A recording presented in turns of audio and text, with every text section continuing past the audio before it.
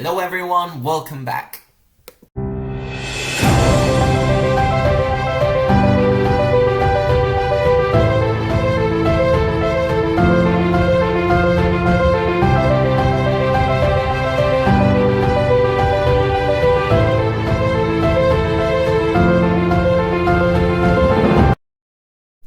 So today we are here to talk about Dust of Dreams, the 9th book in the Malazan Book of the Fallen, and I finished it last night and it was just spectacular.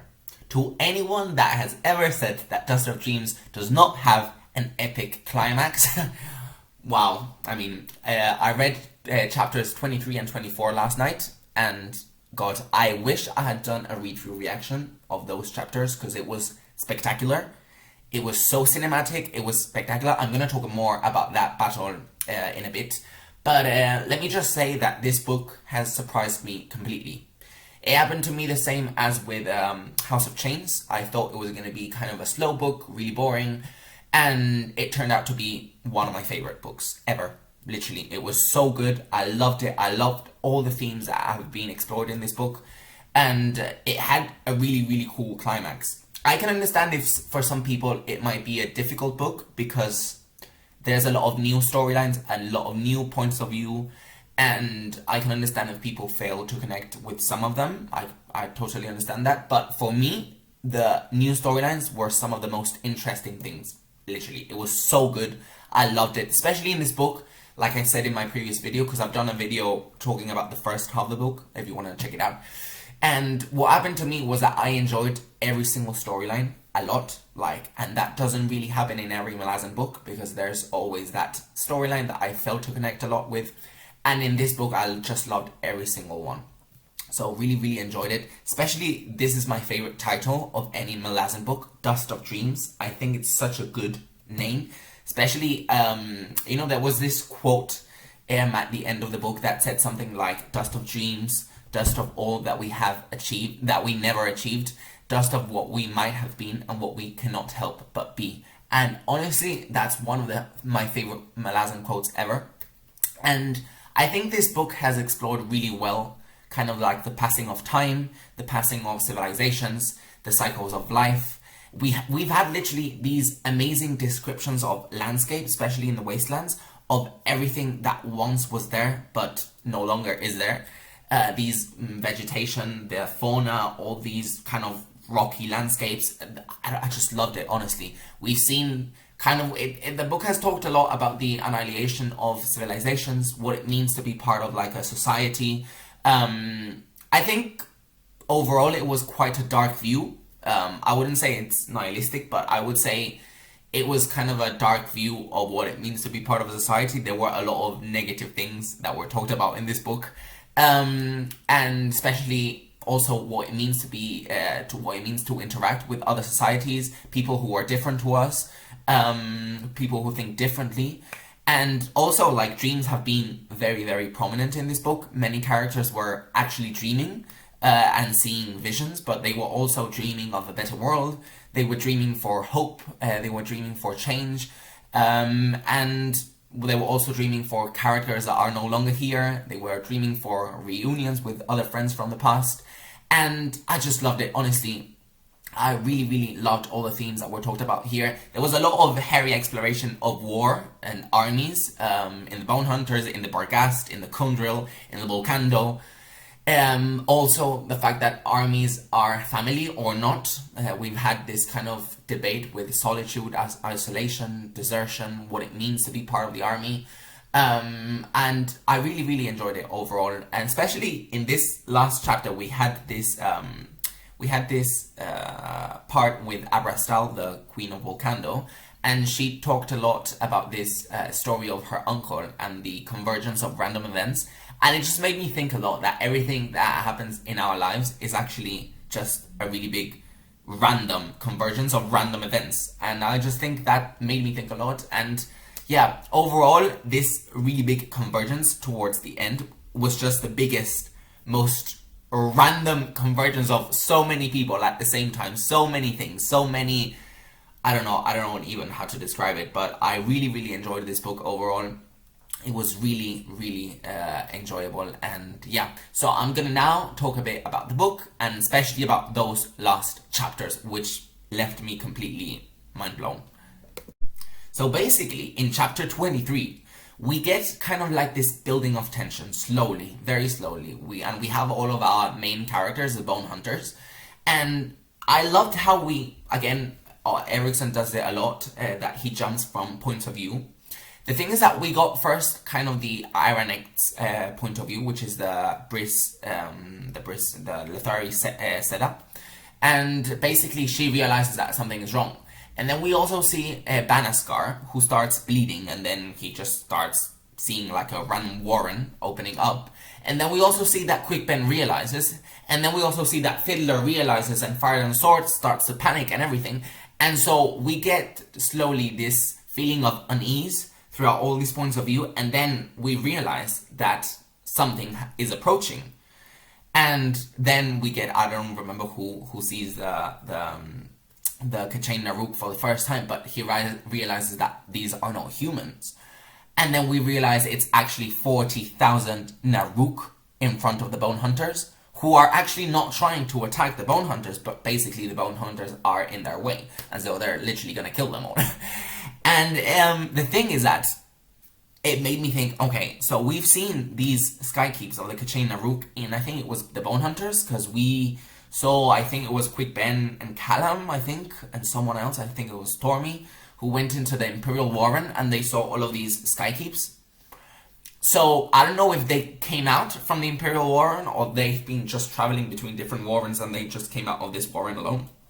But basically, we've also seen them in, I think it was Bone Hunters again, the ones who kill the Jagut Huntress Ganath. And so we've had all of these mentions of the Kachain Naruk, but I had completely forgotten about them, honestly. And when they just appear, just there, in this random convergence of events, in front of the Bone Hunters, I was just like, oh my god, I don't know what's gonna happen. And then we get this amazing, so epic battle at the trenches. And first, before that, Masan Gilani finds the unbound Tlanimas. And I'm not sure if she was actually supposed to find them or not, because basically, I think she was meant to find Tool's group of Tlanimas, because she was expecting more Tlanimas. But she actually finds the Unbound, who are, I think, allied with the Crippled God. And so, I really don't know if she was meant to find them or not, but I don't know. They didn't appear anymore in the book, so I guess we'll see more of them in the Crippled God. But basically, in this battle at the trenches, we see so many of these characters just blasting power towards the Kachain Naruk. Quick Ben, honestly, he continues to be one of my favorite characters ever written in fantasy. He is so powerful, he is so cool. We also get a lot about Ruth and Good, which I am lost. He's definitely not a Storm Rider. I don't know who he is. He had this sword from like a Storm Rider, but I don't know what. I think he's probably a god. He knows Draconis, but I have no idea who he is, what he's doing. But basically, I think he's sacrificed himself for the Bone Hunters. I think he's dead. I don't know. I hope Quick Ben is not dead, because it was meant to sound like he was dead, but that cannot be. I think if there's a character that cannot die in this series, it's Quick Ben. But I also said that about Amanda Rake, and that didn't turn out really well. But I hope Quick Ben survives until the end. He cannot die now in book 9. I hope he at least gets to the end of book 10. And God, I loved Hedge in this book, in this battle. The way he's just throwing all of these new munitions that he has created, and I don't know, it was so good. We've had some terrible deaths that I wasn't expecting. Fist Kenneth, for example, he was just blown to pieces, and he's dead. Well, I think so. Well, in this series, you never know who's dead, but I think he's probably dead. And Ebron also, the mage, he's also dead. And I loved, if there was one death that I loved, was Sergeant Sunrise's death. We knew this character from only this book, and he wanted to be part of this heroic adventures of the Bridgeburners, and he was just so passionate about it, and he sacrificed himself. and I think it was just a beautiful ending. I really teared up. It broke my heart, so I really loved it. I think Korik is also dead, which I was like, it can't be. Korik cannot be killed. But I'm really not sure. I was a bit confused overall in this battle about who was alive and who was dead, because there was just things exploding everywhere and Kachain Naruk just killing everyone. So I really don't know who's alive and who's dead. But I also found it was really cool how Botton was just kind of, he left his body. I loved how he talked about his grandmother in that scene, and he just left his body, and then he went into the Weeval's heads, who were meant to actually kill the Bone Hunters, but he actually started to kill all of the Kachain Naruk. The thing is that I think he used up all of his energy, and I think he's just like, he fainted or something like that, I don't know. But I really loved it. I loved the battle with the heavies. They are so cool. I loved it. I also adored how Lostarios started shadow dancing. So cool. And actually Tavor was almost killed. I was like, she cannot die now. I mean, she needs to get into the last book. And I also loved Briss and the Lothari. There were so many. There's just so many characters. Honestly, I don't know even how I remember some of their names, because I really don't know. But it was, for me, it was especially tragic to see that Tool did not answer the call of the Malazans. It just shows you overall his journey that I'm going to talk a bit about later. But his journey is just so heartbreaking, because we've gone with him since book 1, since Guardians of the Moon, when he met with Lorne. And now the fact that he's just lost all type of compassion is just very tragic. It's heartbreaking. And who else? Well, we also had the Kundril Burntius, which honestly, I love Gal so much. He's one of the coolest characters ever. I loved how he just came to their rescue, but then I think they were all killed. But so brave, so incredible. Really, I loved him. And then who else? Well, they basically get massacred, but I think some of them managed to escape. And that was basically chapter 23. And then moving on to chapter 24, we need to talk about the fact that Gessler and Stormy are actually mortal sword and shield and feel of the Kachain Shemal. I did not see that coming. I really did not see that coming. How does Erickson come out with these things? How did he know in like book 2 or book 4? I can't remember. It was what book it was, when they were just like in the middle of those warrens and they got like gold skin and everything.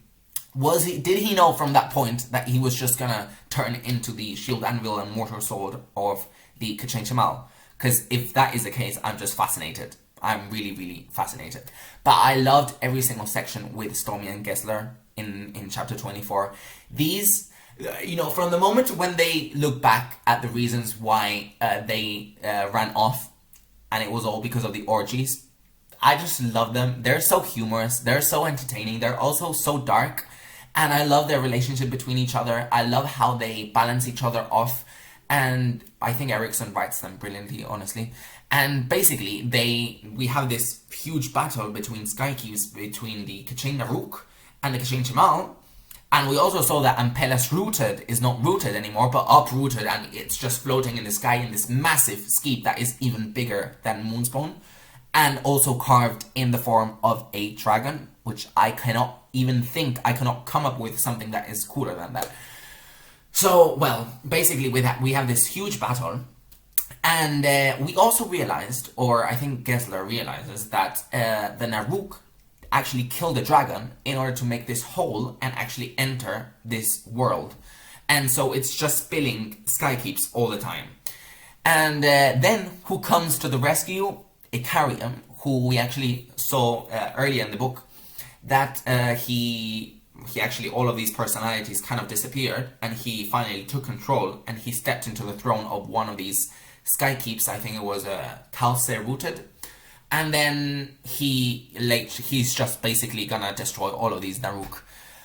Fascinating. Apparently, Ikariam had been walking or had been interacting with the Kachain Shemal in earlier times, which was one of my predictions that I made in one of my videos. So I was happy to learn that at least something I was correct on, at least one of the things in this whole series.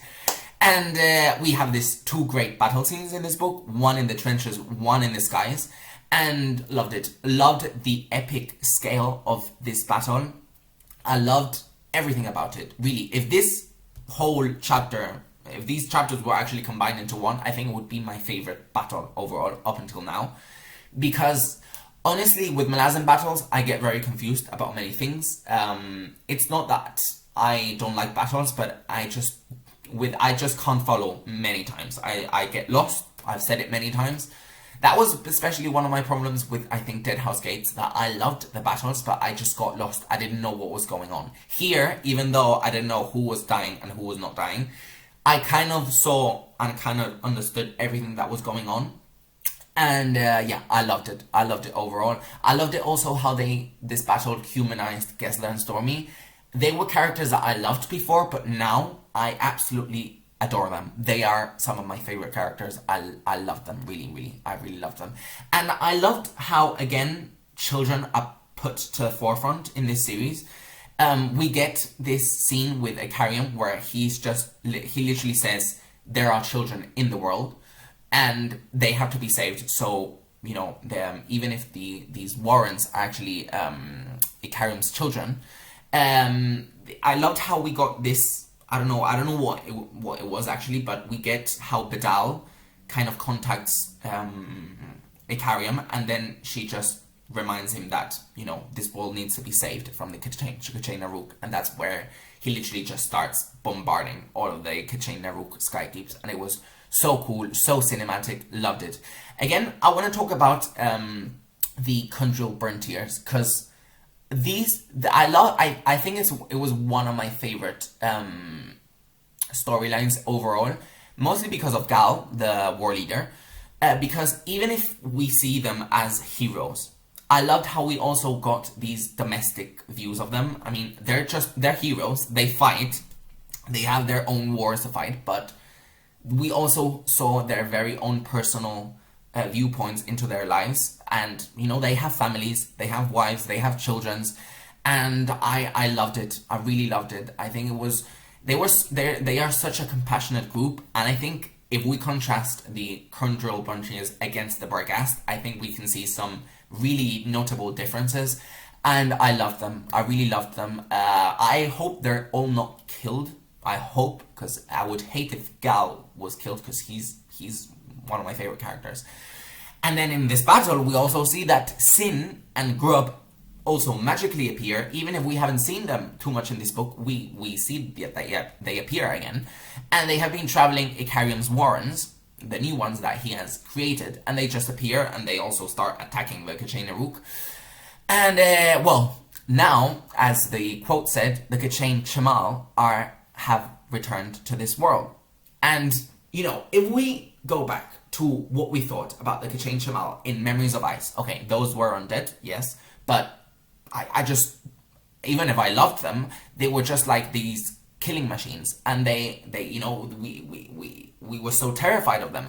Now, this book, the magic of this book is that it has humanized, it has brought closer a whole civilization, an alien civilization who haven't got anything to do with the humans at all, and this book has managed to just bring it closer, and it has given personalities to like Gorul the Assassin, the New Matron, the Sakturok. I don't know any author who can actually bring closer such an alien civilization. Honestly, I loved him. I loved it. It has subverted all of my expectations, all of my preconceptions that I had about the K'chain Chamal. I now love them. And honestly, I really loved it. I love Caliph. Again, one of my all-time new favorite characters, and I only met her in this book. And the fact that she now has Stormy and Gessler by her side, I just loved it. Loved it every overall more. And what else? Well, we also realized that now Icarium, with the Iran's eye that I think Feather Witch gave him, now he has created this Asath house, and he has sealed the gate of the K'chain Naruk were actually using to get into this new world. So overall, I think Icarium is now dead or he has disappeared. I think we won't see him anymore in the series. I don't know. But it was tragic to see how Mappo at the end, he just realized is that he has lost him again. He was so close and then he just disappeared again. I think we will see a reunion of them. I think it would be very unfair for Eriksson not to give us a reunion between these two, but I think he's kind of gone. So, well, let's see. And finally, one of these last scenes that we see in the chapter 24 is this amazing image of Hood, who comes back. He's now in his own flesh, and we see all of the kind of the ice melting down and the steam rising, and then we have these 14 jagged warriors in front of him, and obviously they have their very jagged humor, and I don't know what they're gonna do. I don't know what war they're gonna fight, but it was a very cool image, and I think it was great to finish the book. So overall, this ending was spectacular. I loved it. Masterpiece. And now talking about some of the other storylines in this book, we got a lot of conversations between different gods in this book. We got conversations between Mael, the Errant, Kilmandaros, Knuckles, and I don't know who else, Olarithil also. And well, their conversations made me think a lot. I think they were very enigmatic. They were mentioning things from many years ago, and I was a bit lost, I must say. But well, basically, the Erastas is literally being mocked all the time, which I hugely enjoy, because they all think he's a complete fool, and we all know that is true. And I also really enjoyed seeing Mael in his own kind of god form and not just as Bug, because we had previously mostly seen him as Bug, and I really enjoyed it. So basically, Kilmandaros, the Errant, and Knuckles are planning to free Carabas, which is somehow it has something to do with the Untitled Dragon, and they're basically gonna plan to destroy the world, which I don't know what to make about that, but they're probably gonna fail, I think. But Kilmandaros must be one of my favorite. It's one of the coolest names I've ever heard. But apart from that, I think she's just one of the coolest characters ever. One of the coolest goddesses, for sure. And I think also one of the other aspects I enjoyed is that we got a bit of Silka's Ruin and Rudelal. We didn't get much of them in this book. But that moment when Silkas realizes that Anamander Rake is dead, and his reaction, it broke me, honestly. His brother made me really sad. It made me hate Olarithil so much for telling him in that way. I think she's just so evil. And also, I think we also get the glimpse that the ritual of Telan that was used as a curse to the Tlanimas was actually created by Olarithil, which I think that's just even worse for her. And, well, overall, really enjoyed their conversations between all of these gods. I think I really I thought it was good to give some context on what was going on, and I loved seeing some of these gods.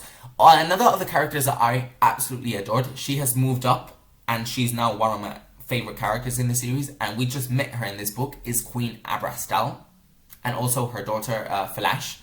Look, she's uncanny. She is literally wild and honest and just blunt, and I love that. I love to see really, I don't know how to call it, but I love seeing these type of female characters, honestly. And anytime that she was in the page and she was just talking to any character, I was just like, yes, I was rooting for her. Even if overall the Volcando I didn't like, I loved her.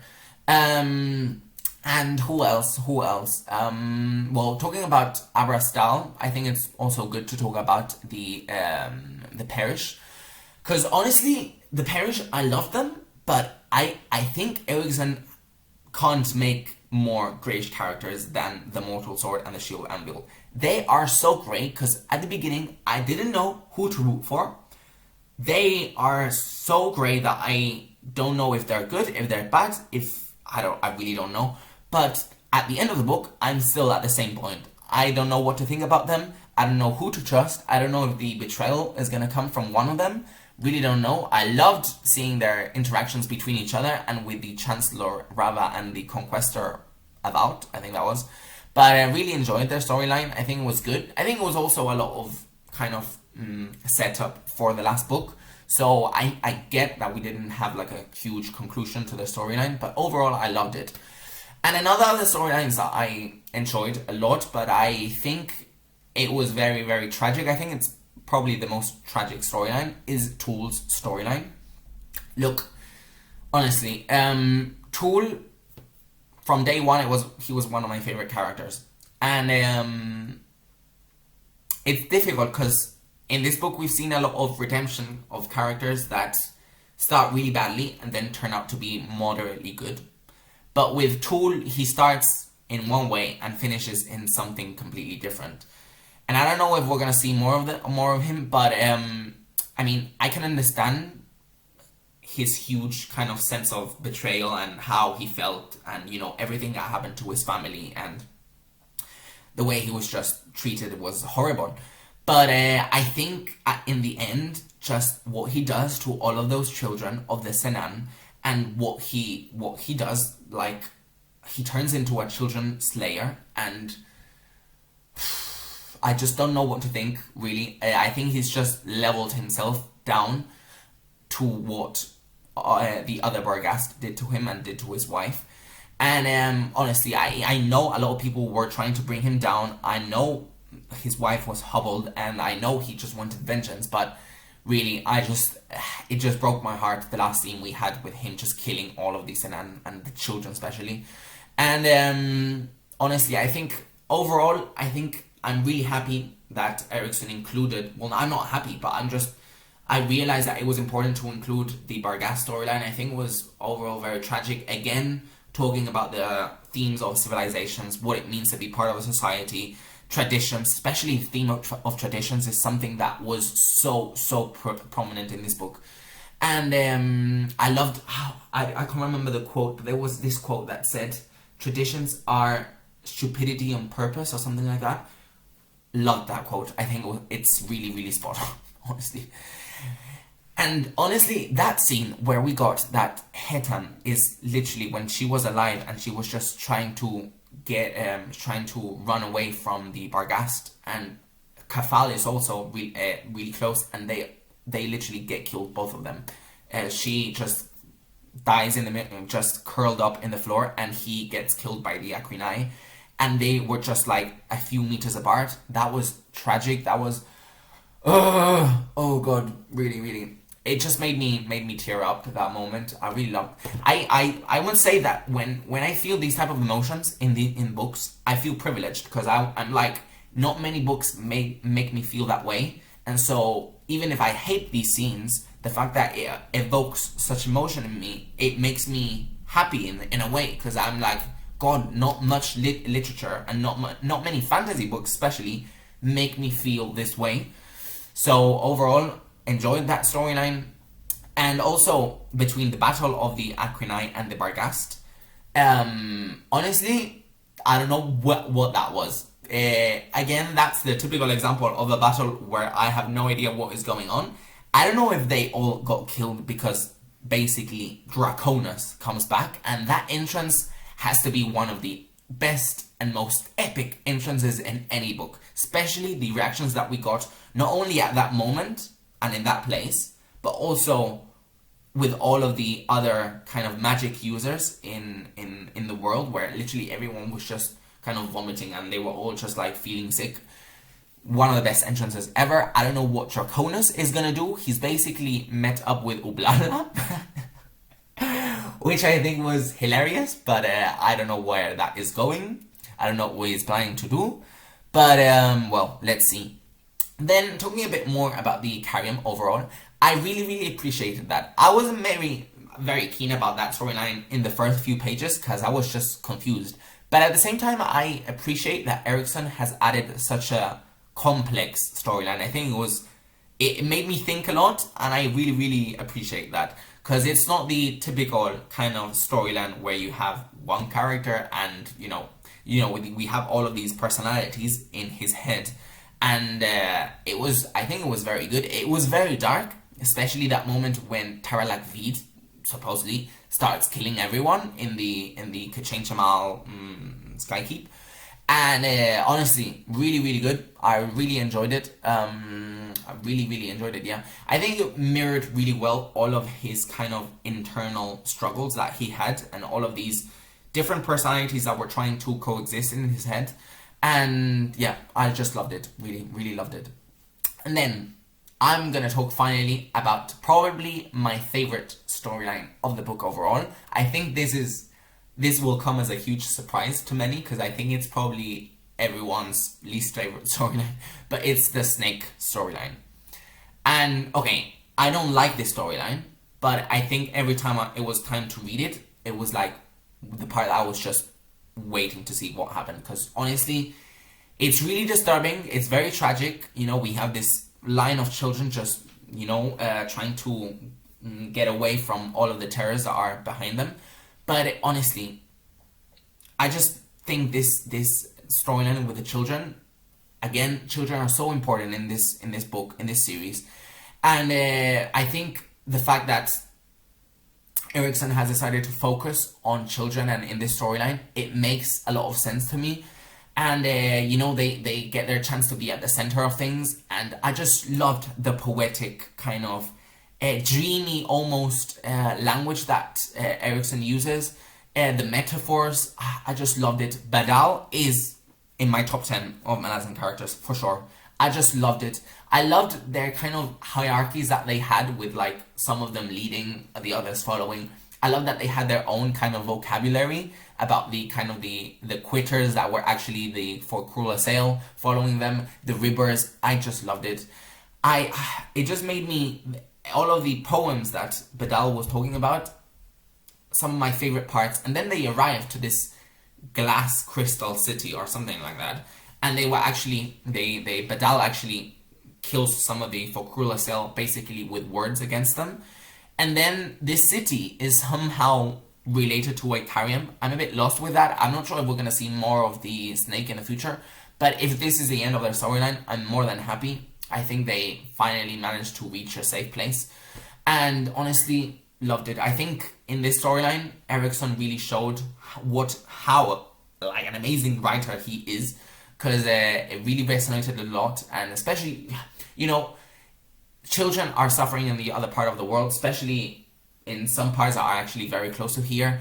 And I just appreciate a lot that an author takes the time to write about the consequences of war on children, because I think it's necessary. I think many times when we get stories about war and about fighting in armies, we don't get anything that focuses on children. I think that's really missing the point, because children are the future of the world, and if we don't get their reactions and we don't get how they're feeling and how they survive and how they adapt, then we won't get to know more about who we are supposed to be in the future, I think.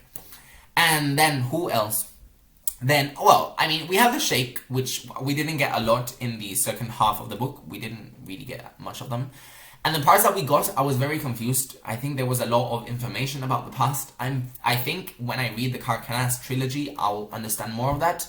But basically, Mother Dark is now back in Carcanas. And then also the Watch and the Twilight find the first shore. And then the Watch also gets this sword, the Hust sword, I think it's called. And I don't know what's going to happen with them. Maybe we'll get to see more in the Crippled God, but I'm really excited to continue, because I love them. I love Carcanas. That city is fucking cool. I loved it. So yeah, really excited. And then overall, with the Bone Hunters, I must say, I love them. I really enjoyed mostly the characters that we had known from previous books. I loved some of the new characters like Sunrise, but I had less fun with all the new characters, because basically I had a bit of a problem with differentiating between them, because basically we have so many characters now that I don't know what to think anymore. But I also enjoyed Sinter and Kiswar. I loved their relationship between sisters. And yeah, overall, I really enjoyed it. Characters like Tavor, Lostara, Quickben, Bottle, Hedge, Keneb, Halion, Korab. These characters for me, they're like family. With them, I feel like at home. Every time I read about them, even if it's just camping, even if it's just a random conversation somewhere, I don't need a huge battle to enjoy them. Just a random conversation with them, I hugely enjoy. I appreciate it. Erickson has created these fully fleshed characters that I adore them, really. I really adore them. And I guess now they're going to march to Kalans. I think most of them have survived, I hope. And they're going to face the Fokrula Sail. And then we also have these giant slashes, the jade things in the sky. And we also have the Crippled God. And yes, Tavor is planning to free the Crippled God, so I don't know what's going to happen with that. There's also a big betrayal that is going to come, apparently. I don't know who's going to betray them, but I'll have to continue reading. I have actually the Crippled God here, prepared to start tonight, because I want to continue reading, because these books were actually meant to be one, so I want to kind of stick to that and read straight into this book. So overall, I really enjoyed Dust of Dreams. I think it was a really good book. It ranks towards the top of all Malazan books. And yeah, let me know what you guys think and thought about this book. Let me know if you're just reading the book. And yeah, I hope you enjoyed this video. I really enjoyed recording it. So let me know in the comment section, and like this video if you enjoyed it, and also subscribe if you like my content. So yeah, I'll see you guys in the next video.